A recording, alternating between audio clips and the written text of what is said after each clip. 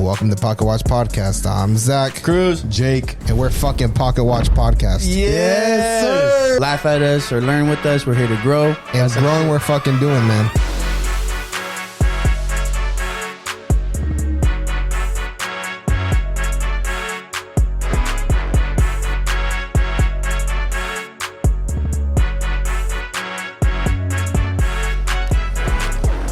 Welcome to Pocket Watch Podcast. It's your boy. Yes, sir. It's another week. Yes, sir. Another week. Oh, turn that hoe off, bro. Yeah. Sorry, guys. Yo, we apologize. There was a lot. What you apologizing for? Nobody even heard anything. You tripping.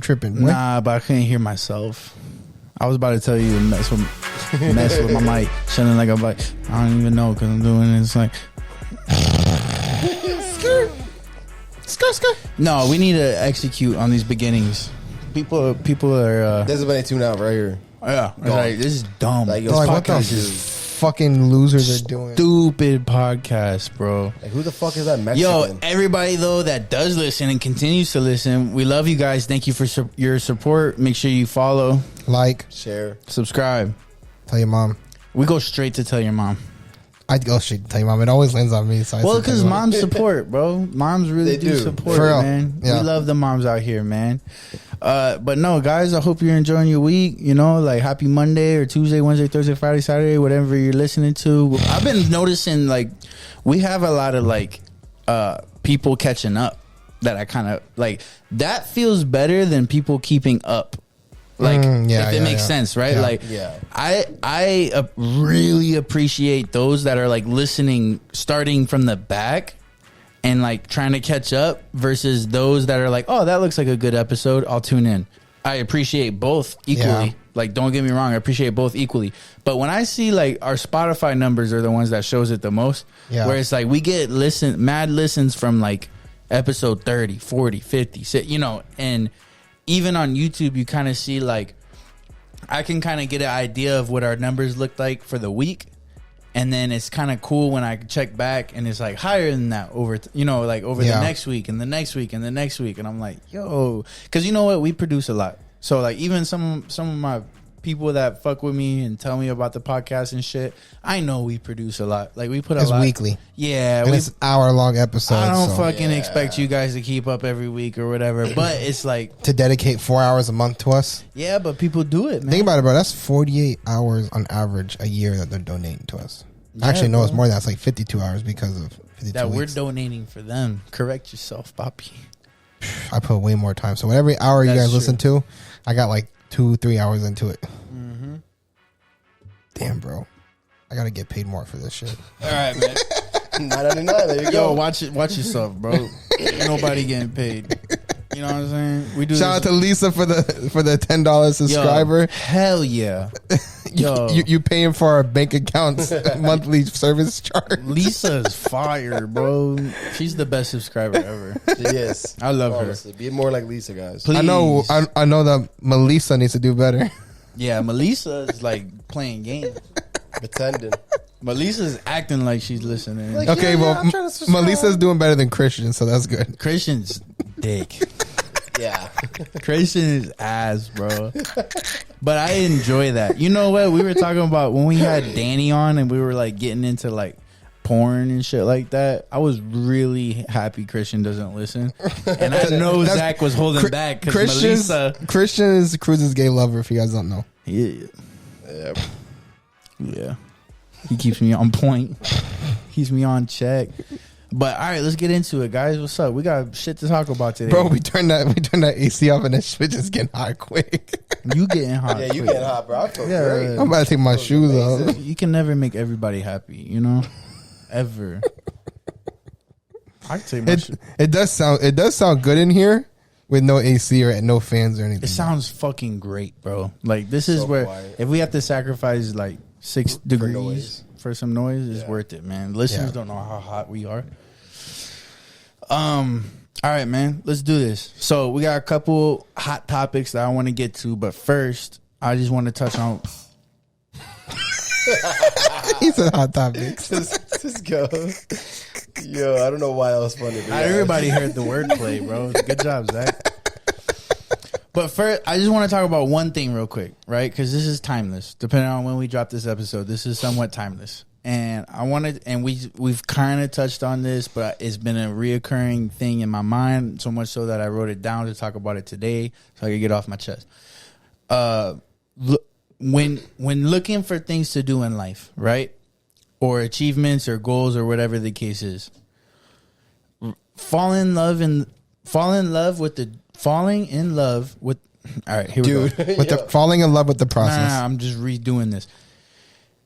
When looking for goals in life and looking for things to achieve, falling in love with the process, falling in love with the journey is far more important than the result.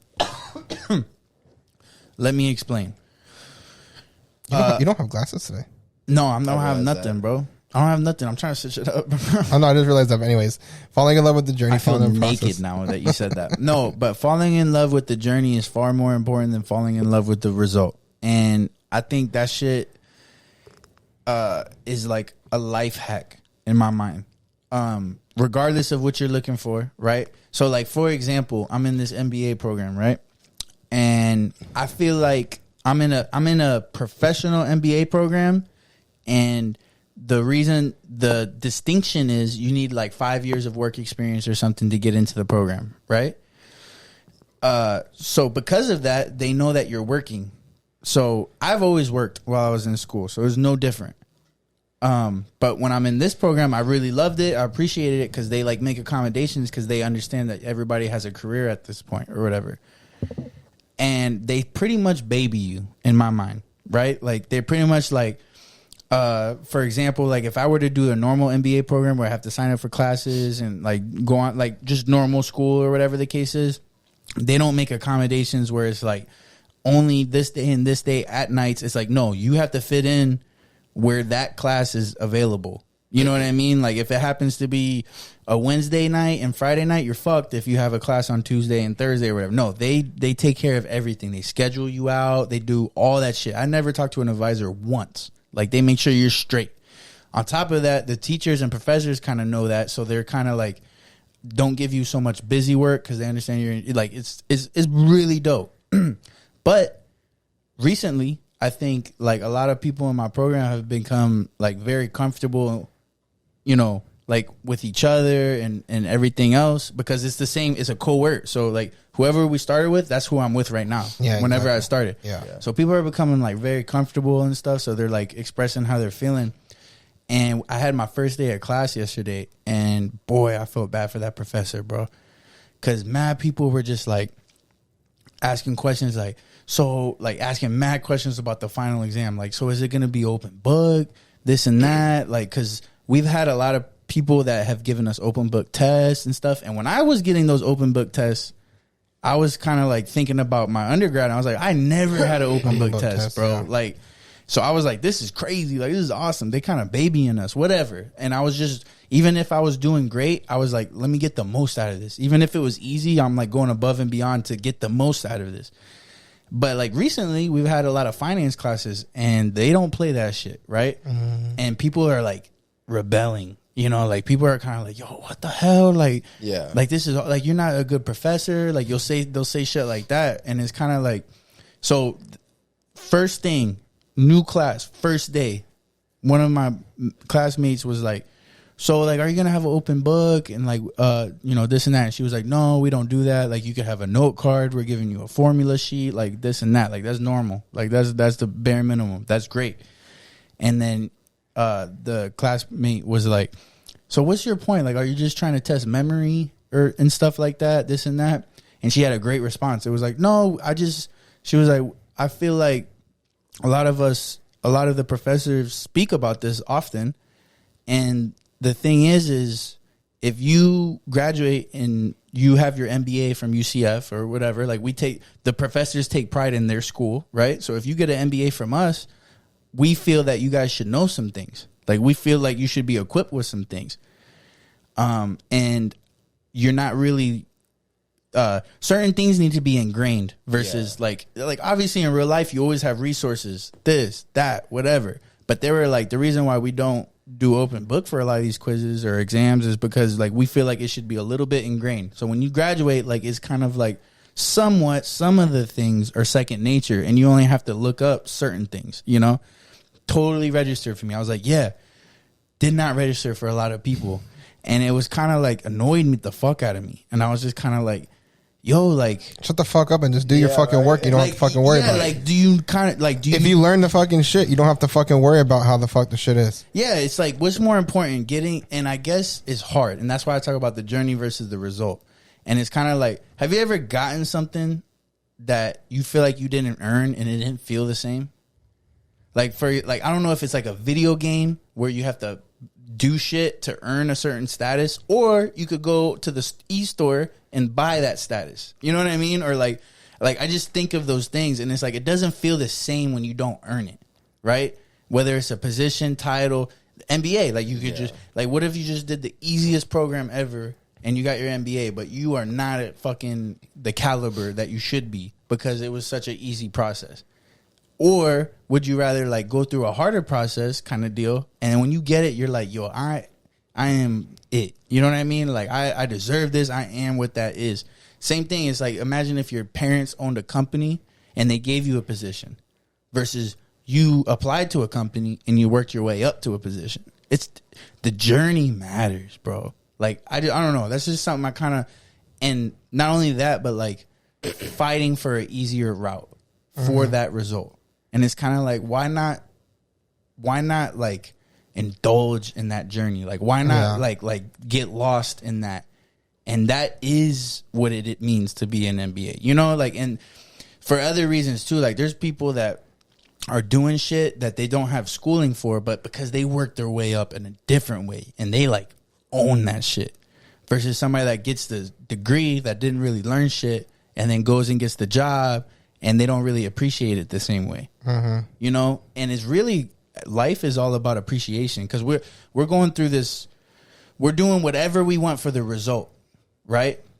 Podcast, like if our podcast blows up, like if we did it our way and we blew up, you know how great that would feel? Like we would feel like we, versus like becoming a plant in some like like I'll take that too, don't get me wrong, but it's like, you know, like it would feel a little different, bro. Like we would our balls would hang a little lower, you know what I mean? Like if that was the case.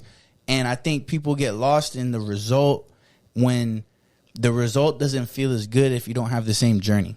Yeah. And that's something I think that does get lost. That's true. My grandpa used to always say that like a meal that you work for tastes a lot better than a meal that was just given to you, you know?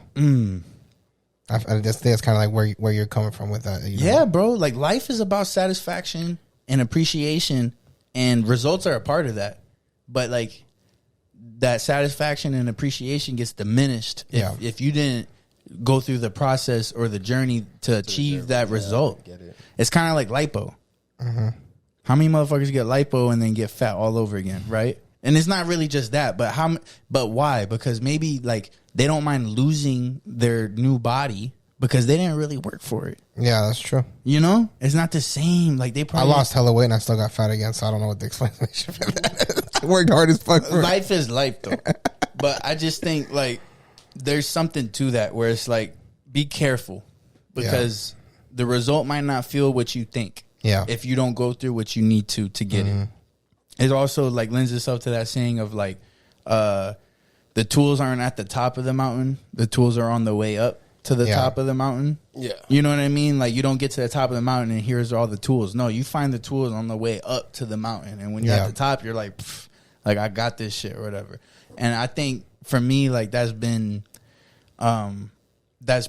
bigger, and I've been seeing it with other people and stuff like that. Same thing, like when you get like a big break with money or something like that, and it's like, it's not like, it doesn't feel the same as if you earned that money, you know? Like how, like, yo, I got all this bread because of this deal that I just did or whatever. But if it was like very easy, you know, it doesn't feel as good as like you worked for that. And that's what life is all about, bro. Yeah. You know what I mean? I agree. So just take that with you for whatever it's worth. I want to get that off my chest. The next thing before we hit the hot topics, the other thing I wanted to talk about. So I just turned down like a side gig recently. Really? Yeah, and it was really dope, man. Like, it was a really dope side gig. It was like bookkeeping for a business that does the same thing that my business does, but it's small. It's like a CBD business that manufactures and retails products. How did you find that? Somebody reached out to you on some people that used to work at my company started their own business that's doing very well, and they reached out to me and asked.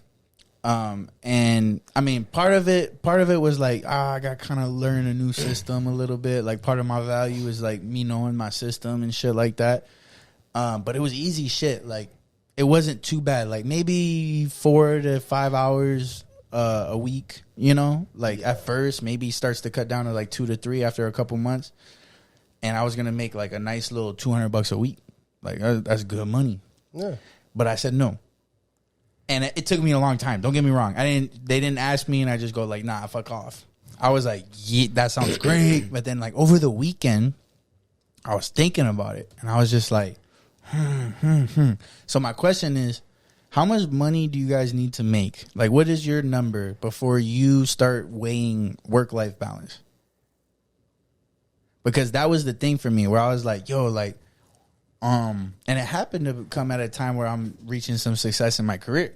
Yeah. Right? Like, recently I've been having some nice things happening in my career where I'm kind of like, that's what you wanted 2 weeks ago. And now you got this extra thing that's going to make you busy for some extra money. But it's like, like, at what point are you kind of like starting to weigh out this work-life balance? You know, where it's like, because I don't want to have homework and work and then have another activity that's going to take that 4 to 5 hours out of my week. It's podcast. Low key too, this podcast makes me turn shit down too, bro. I'm not gonna lie, and happily, because this is like a great thing for me.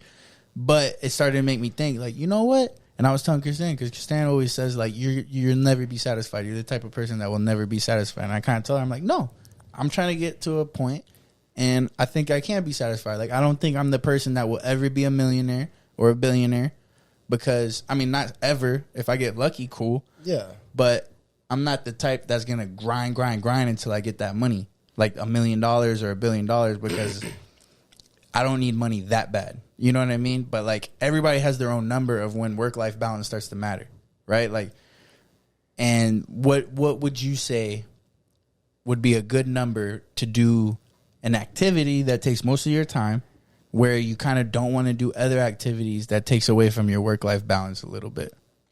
I think there's so many factors in that. Right. I feel like it's a big, like...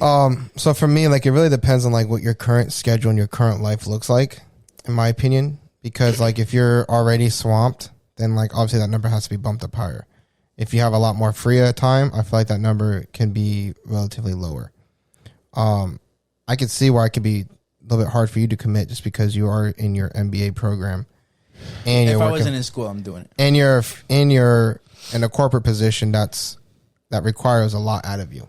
Yeah. You know what I mean? It's not like you're just coming into work and clocking in and moving some boxes and shit like that. Like, I take it home with me. Yeah, not just that, but like, you have a lot you have to do. You have to focus on that. You can't come home and just like bullshit. Even though you're relaxing at home, you might still be brainstorming and shit. And I want to add real quick, Christian was supportive. So it wasn't like any other reason but myself that I was like, nah. Yeah. Yeah. Anyways.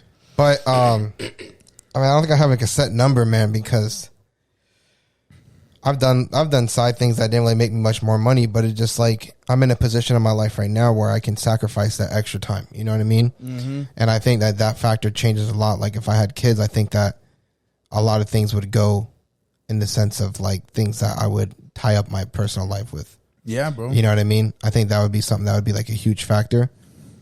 But for me, I don't know. I don't know if I could put a number on it right now. Like, let's just say, like, you spend 50 hours a week on your main thing.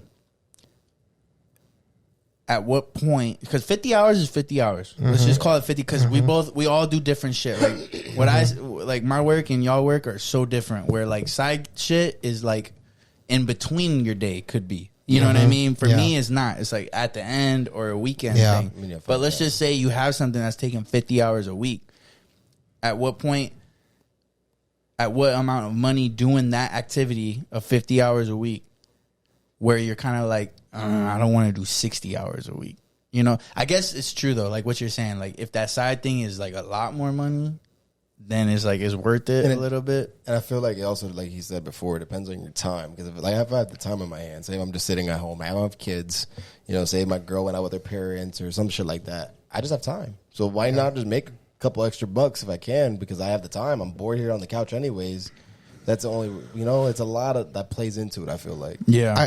I say that everybody has an amount for their time. And everybody has to figure out what their time is worth. And that changes depending on that 50 hour a week. That changes depending on what all you have going on, what you have to sacrifice, and everything like that. You know, so I think everybody kind of has that time, and I try to say that like an hour for me is worth around like $40. Right. So like for me to try to pick up something on the side, I try to be in the ballpark figure. Like if I just spend an hour in this, I want to be able to make at least $40 of like a side thing. You know what I mean? But if you're already spending 40 to 50 hours a week, that changes, no? It can. An hour or 2 hours? It can, but I mean, it really varies. I mean, like for like my main business, you know, my hour is valued at $100 plus an hour. You know what I mean? For my signings.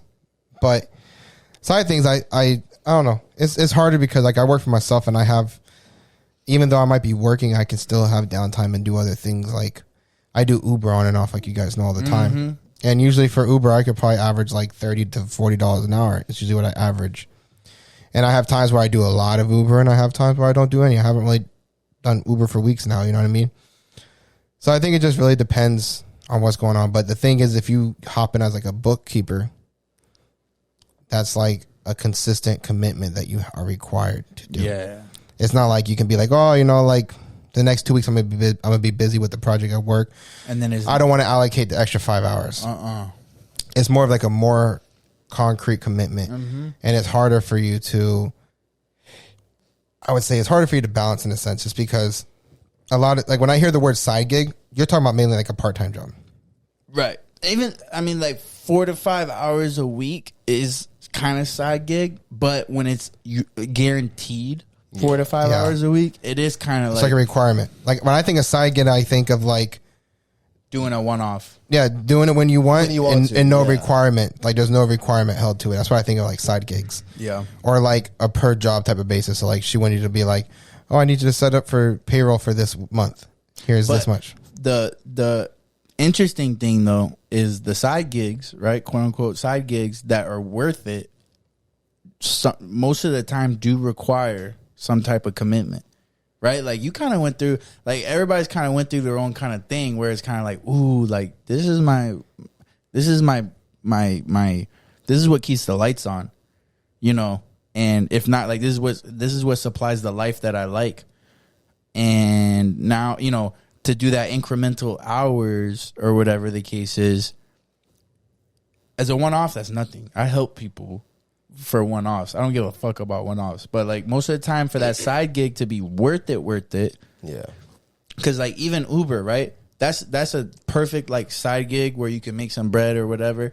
But like you never, anything that's like whenever you want is really never like that much more money, you know? But like when it's like enough money where you're really considering it, it usually requires a certain amount of commitment. Yeah, kind of like the home I'm trying to flip. Yeah, that's every Sunday. I've basically, not like I said, vacation and shit, but almost every Sunday for the last year and a half, I've committed, like just committed. And Julian too, he goes to work Monday through Friday, and he commits every fucking Sunday faithfully. You know, so it's like, so if you were making like, what amount of money could you make in real estate where like you're like, fuck that, I want my Sunday.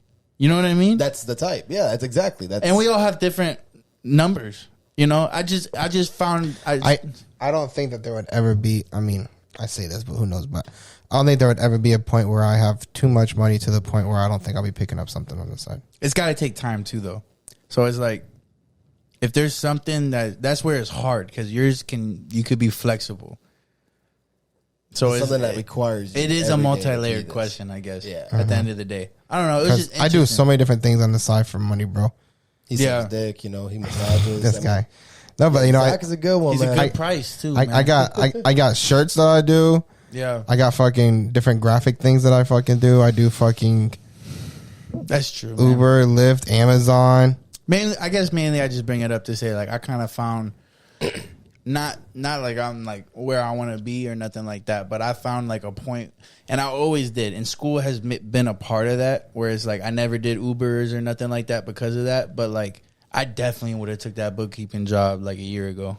You know what I mean? And it's mainly because it's like, oh, like that was my, like a year ago might have been the level of money where I'm definitely not where I want to be, and like 10 more hours, you know, a month or whatever. So what do you think if somebody was to buy 4 to 5 hours from you a week? What do you think that price would look like right now?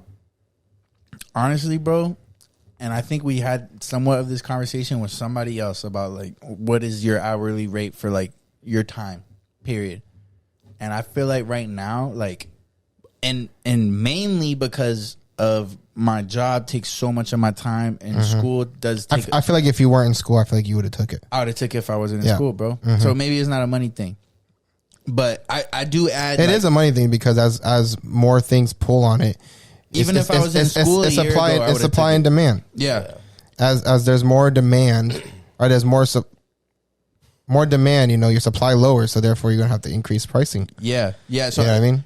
Exactly. Best bang for your buck. Yeah. So my time is scarce right now. Like I feel like if it's 45 to 50 hours a week with the job, with 10 to 12 hours a week with the school, right now, man, like, and that's why I don't even know, but like it was technically like $50 to $100 an hour that I was gonna get paid.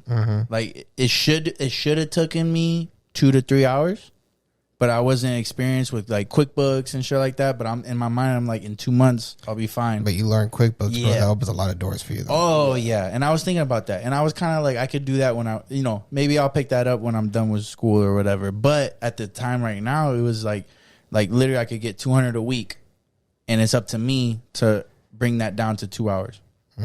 That was happening with their previous bookkeeper, who was like a QuickBooks expert. They were doing it in 2 hours a week, and for all I know, that person was lying to the person, saying it took them 2 hours a week. You know, so in my mind, I was like, bet it'll probably take me 4 hours a week for the first month, and then I could start getting that down to 2 hours a week. But then even then, I was kind of like, I'm not gonna lie, bro. $800 a month for bookkeeping is really cheap. It is. Because my accountant charges more for bookkeeping. Yeah, but I'm not doing taxes. I'm not doing none of that shit. I'm doing the bookkeeping. So like at the end of every year, I have to make sure their shit's in line for your accountant. Yeah, but the accountant charges a few $100 to $1,000 to do it. But still, nonetheless, bro, like the only thing I would say is that my accountant insures the books. Really? But you can get an heirs and admissions policy. And everybody's different too. So like they got like, they're almost at the point where they shouldn't be using QuickBooks. So they got like a lot of activity and transactions to keep up with. So it's almost like they almost need to separate it a little bit, because it's like to pay somebody like your accountant to do their books is like, that's way too expensive. You know what I mean? Yeah, because my lady for like a basic small business is like $1,200 to $1,600 a month, easy. Yeah.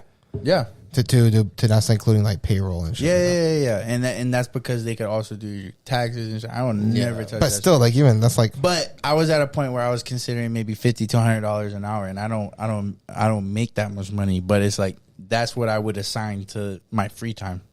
Because boy, did you try to the beach? Like, did you try countering and telling her like, nah, man, I didn't want to do that because I kind of want to keep that relationship a little bit, and I still wasn't sure, mainly because of school, but I still wasn't sure if I would have done it for more, you know. So I was just like, you know what, I don't need to do all of this right now.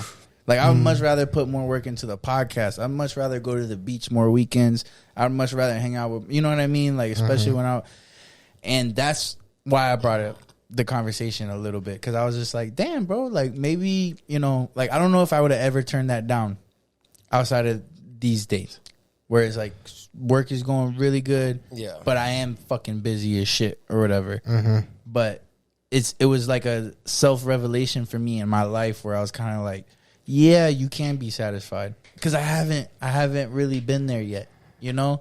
And we all have our different levels. I don't think I'm that person. Like That's why I know. Like, I've always said, like, I will never be a millionaire because, like, I care about stupid shit too much. Like, I want to fucking meet on a Wednesday night and do a podcast.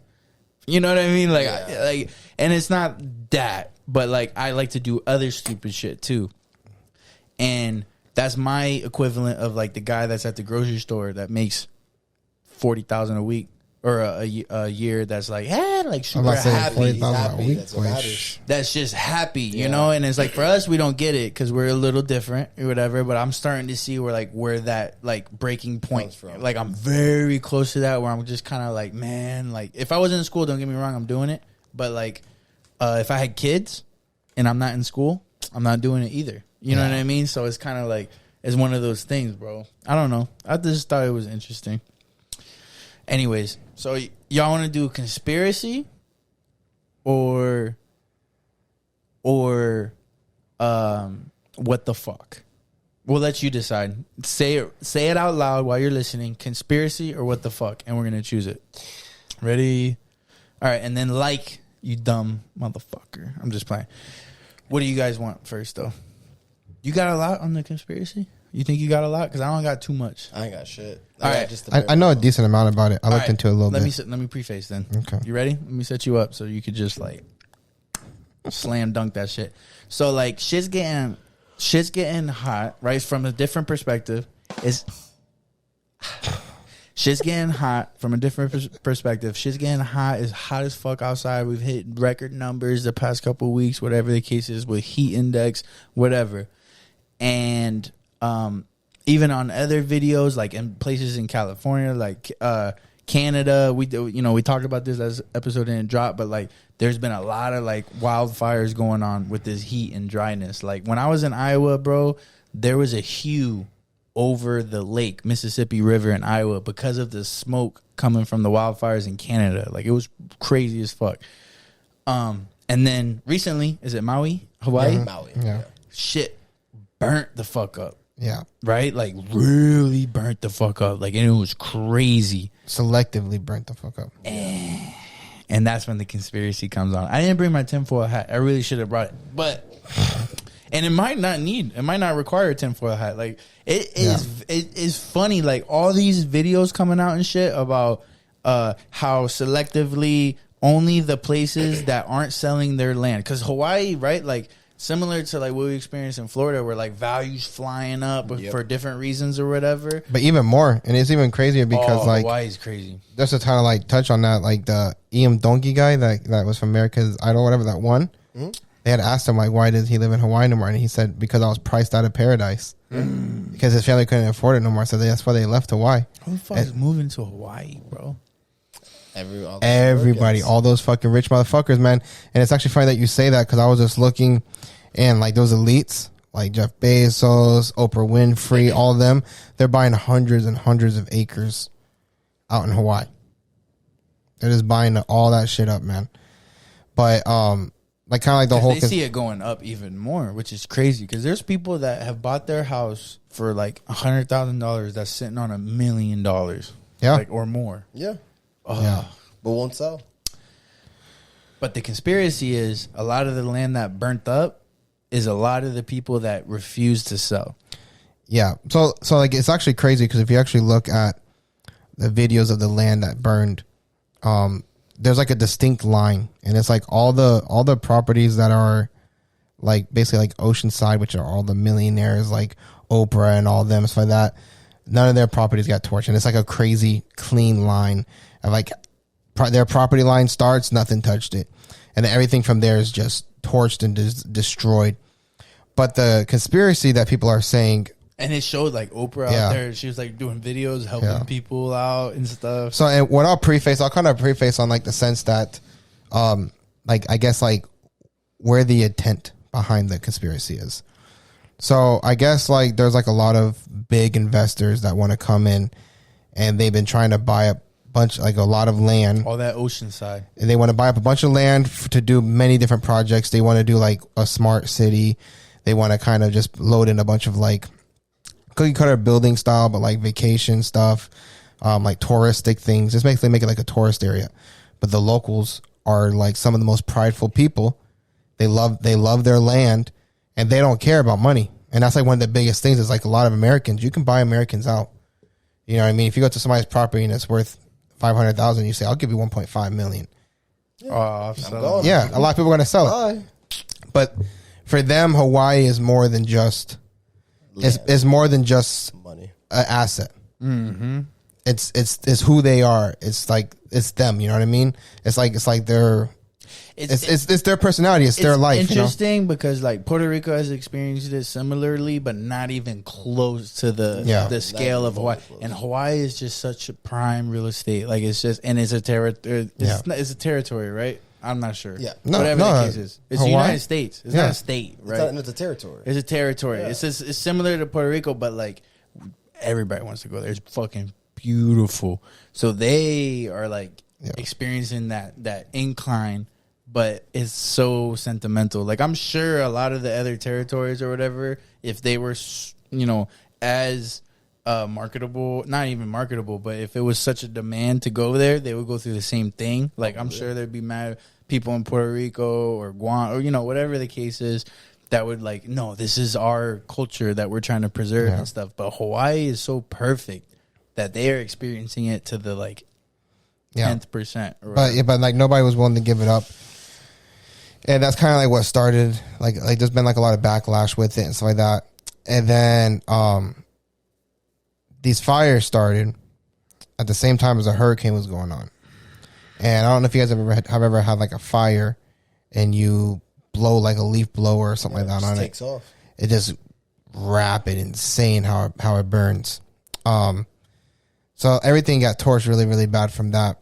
But a lot of the conspiracies are coming from the fact that there's a lot of stuff that are in the middle of everywhere that's torched, and there's like a couple things that aren't.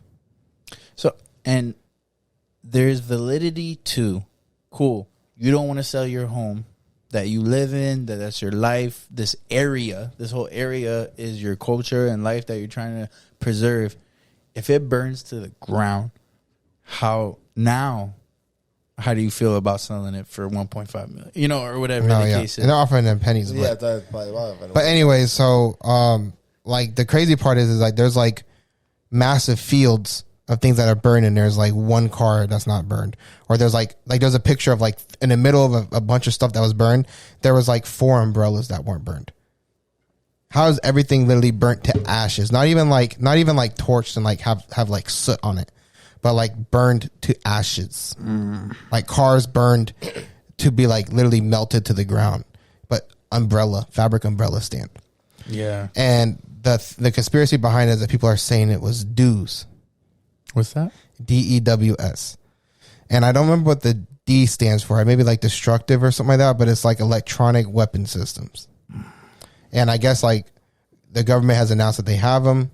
They've announced they have like patents on it. And they like, I guess, I don't remember how long it was, but they showed like an unveiling of an airplane that holds it, where they're saying the plane could be like 60,000 feet in the air or something like that. And they can shoot lasers and it can basically melt cities. And the interesting thing was that a lot of the big elites over there, everybody started painting their houses this really weird blue, like the specific blue color. And nobody really knew what the reason was behind it. But they started painting everything with like these crazy blue. And basically, they were saying that blue is not reactive to lasers. Like they actually showed videos of like the nice houses were being painted blue, like this blue. So they were like painting, like even Oprah painted her house as blue. It's like a really specific blue. I forgot what it's called. It's like a specific color. It's not like, how there's hundreds of shades of blue. She's super Republican. It's just like this. It's like this super specific blue, right? And anyways, a bunch of people were painting their houses and their stuff like that. And then there was another video of a guy that has like a laser that actually burns shit, and he was going over across different fabric colors, and it was torching everything. But as soon as he would get over that blue, it would not be nearly as hot. Like it would still be hot, but it wouldn't like actually like it wouldn't burn it like that. I'll show you guys the video when we get off, because I have it. And I'll try to remember putting it on here, but to be honest, I would never really do. Anyway, so I don't love y'all that much. They're saying that people use these DEWS systems in the middle of a hurricane to try to burn everything down. And they're saying it got out of control because the way that they burned everything and then the fires picked up. And that's why the fires were so intense. Damn. But that goes to show because it's funny because remember I told you that there was like random objects that were not burned. Those objects were blue. So like the 4 umbrellas that were standing when everything else around was burned to ashes, those were blue umbrellas. There was blue cars that weren't burned. There was like a bunch of stuff that was blue, and it was always blue stuff that wasn't burned. So it was just like a really weird like how specific is that like the random things that are burned are blue. Yeah, man. You know what I mean? And like all these people started doing that. So that's kind of like where the conspiracy came. But as soon as everything happened, like literally they were saying within 24 hours there was investors that were already there, like already offering to purchase their homes for like deep discounted prices and like offering them like crazy money. Like, oh, we'll give you cash right now if you sign it over. We'll give you cash. And they were saying like there was like big investors that were already there before people even came and said like they said before it even went to the news. Like before the news was even picking up the story, while the fires were still going, people were getting offers. Like their place was destroyed and it was still going on, and there were people coming like, "Hey, we'll give you money for this," and it wasn't even done yet. And then I don't remember exactly. I know that there's something that happened with their governor, but I don't know exactly the details of that, to be honest.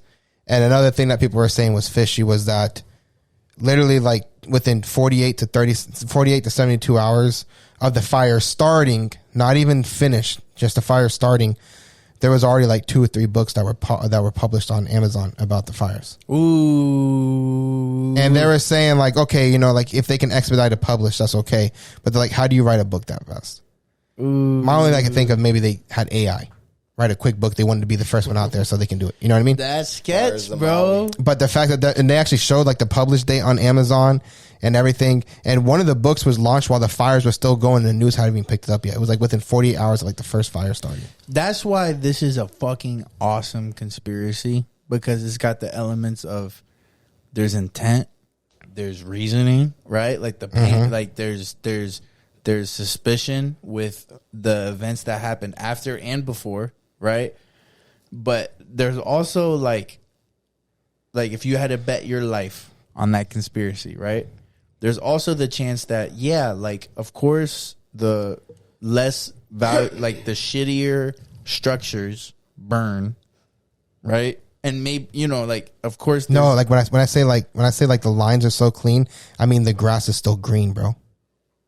The bushes are still green. But for all we know, like I'll show you the videos. But like the difference between like the lesser class housing and then the upper class housing, we know like every place you went, like even in Miami, there's no better example of like here's the lesser class, here's the higher class, and there's literal like structures in between. No. These are like literally back up to backyards, bro. Like when I say property line, bro, I mean it's like perfect how it's on their like they have hedges, you know, like the privacy bushes. Yeah, like the fire goes right up to the privacy bushes and stops. It's like it's almost too clean cut. What if they're doing like different grass though too? Like what if it's the bluegrass? What is that? Did you see any videos of the fire? Nah. There was like literally like lava flowing across concrete from how powerful they were. And for it to be able to melt steel, like cars are literally melting into like a pile of a weld. Like it's not like you know, like you see like a car burning on the side of the road and it's like black and it's torched. These fires were so intense and so powerful that it literally left everything to ashes. And if there was a like you know that house that got burned over here? Yeah. There's still a house there. Right. Now imagine these concrete walls and shit being ash. It's not like there was a lot of stuff standing afterwards to be able to salvage it. Everything was ash. And then to see things around the ash be perfect, it's questionable. It's crazy. Because it's like even everybody knows umbrellas, bro. And it's the perfect plan. Because like, okay. Of course it is. Okay, this line is perfect and these houses didn't burn, whatever. But like, how do you prove that? The other thing is like, you can't say investors coming right after the fire is a proof of it. No, of course not. Yeah. Of course they're gonna go and try to invest after a fire. But right? it creates like an intent, because it creates like a what's it called? A motive. A motive. It creates a motive because they were already trying to do that before it happened. Not only that though, but I mean, like I said, I'm not factual about this shit at all, but I was welcome hearing to Pocket Watch podcast that they were just sending out eviction notices for the ones that didn't burn. So there's properties that actually didn't burn through the fire. But they're evicting. But they were still sending out eviction notices to those individuals. Oh, another thing didn't burn. Another thing. So it's like, get the fuck out of this area. Another thing to add to that. You have to, because it's a danger zone. Exactly. Another thing to add to that is FEMA will not accept any supplies that is not donated through a FEMA organization. But when we have hurricanes or like any fires in California, FEMA takes everything. But they're not accepting anything unless you're an actual approved FEMA person. So the locals started taking it upon themselves to bring in their own supplies from like other islands for that. And then like I don't know if it was police or government officials or whatever, who actually was like, we're trying to stop them from bringing supplies over. And they had videos of that happening. And then the U.S. government was like, oh, we're going to give everybody a one-time payment of $700. But you know what's crazy though? Well, I think as of right now, we've given Ukraine like $100 billion. Oh yeah, people are pissed about that. So how much we're putting into that? Versus so it's crazy. So like Hawaii is going through this. We can give Ukraine all this money, but we can only give them a one-time payment of $700. The stimulus was more. But there's so much to this, man, because it's awesome. That's why it's great. Because it's like when you're the head of the government, right? I believe, because there's mad shit, bro. When you talk about this new currency, when you talk about all these countries come together, whatever the case is, a lot of the reason, in my opinion, that we're giving money to the Ukraine is to kind of prevent or position ourselves for a possible new World War III, right? That's a thing, bro. It's debatable. It's super debatable. Ukraine was such a pointless vacuum. It's just really funny how Ukraine has the most child trafficking in the whole world. Ukraine's number one for child trafficking. Florida's number two. It's also really interesting how Hunter Biden had a lot of ties in Ukraine with a lot of public officials, and how a lot of politicians in Ukraine paid out the Biden family. Now we're giving out a bunch of money over there too. True, possibly true, but there could be another reason, right? It's not just about the quality of life of a U.S. citizen. It's like bigger plays, maybe, right? Like we don't know what the fucking heads of governments and shit know, and we don't. I mean, I think Afghanistan, Iran, and all that shit has proven to ourselves that we don't trust our government for anything. No, but what they were doing was like, yo, you don't know what you want. We're doing this so you could have cheaper this, cheaper that, natural resource, whatever the case is. And it's like, you didn't ask us, and we might not agree, but that's also, whether you agree or disagree, a valid reason for them to do those things. It is what it is. You know what I mean? It's like, I can understand, not that I agree with it. But it is interesting though when you talk about like, damn, you spent all this money for this country, but like this is happening and they don't get no support. It starts to fuel those flames of you're trying to get those motherfuckers out, bro. Fuel those flames. It does fuel the flames. But the other thing too is like, so like also like initial response when somebody hears that conspiracy is like, I mean, your house burns down. That's why you have insurance. That's why, you know what I mean? Like, you don't have to sell your house, right?